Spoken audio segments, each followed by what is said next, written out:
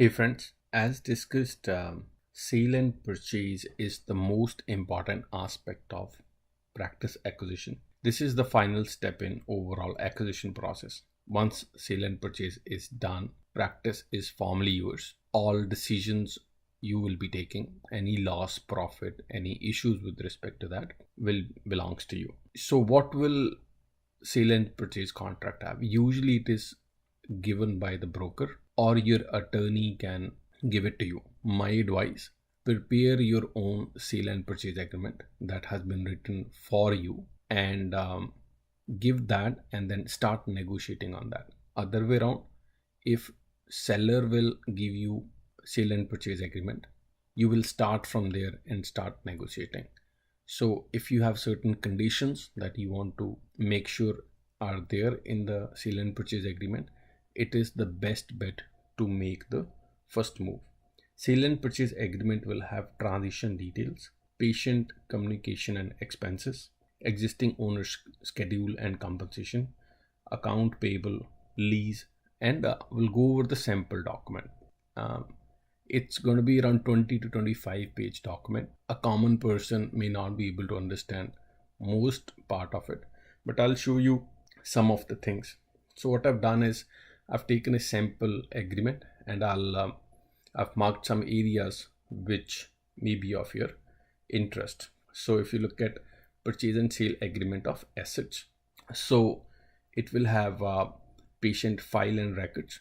So this particular agreement is for a transition which we just did. We bought patient records. We didn't buy the equipment. So do this agreement. Okay. Will have the phone number belongs to us. Personal goodwill. Purchaser shall have the right to use X amount of dollars from this overall money towards goodwill. Third party agreements. It is up to the new buyer to keep those agreements or to cancel them. Okay, you are under no condition to have it. Existing owner might have some expensive agreements, maybe IT services. We came across one of a friend whose seller had $1,100 or $1,500 per month for IT support, and usually you can get it probably for $100 a month. Okay, example, assets to be excluded from the practice. Cash, account receivable, artwork, any personal items, pension fund, etc. Purchase price and allocation. So this is will be a discussion that we will have prior to selling. How would the practice money will be segregated? So here the practice price was 150K and they segregated into 3 different categories. Okay. Method of payment should be either a wire or a banker's check. Deposit amount, so we had given $2,000 deposit when we sent the letter of intent. Account receivable is the money that is still in progress. Let's say you sign the sale and purchase on January 1st, any work that has been done before that, and some of the patient might still owe money and insurance checks might be on the way. So usually you will have 4 months where you will collect it for the seller, and after that money belongs to you and you will get 3% as a fee of collection for you. Okay.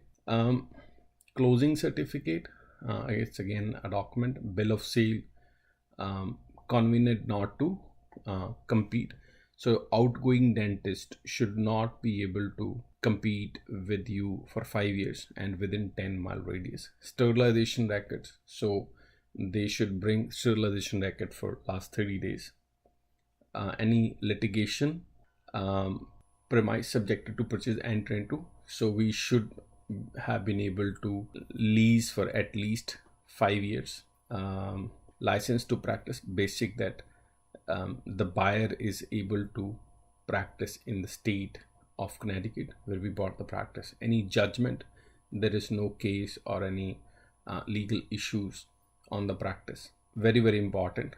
No assurance of active patient base. So as I told you earlier, it is up to the buyer to make sure that the practice records are right, don't hesitate asking for more information. Look at bank statements, look at schedule, look at the charts, look at notes.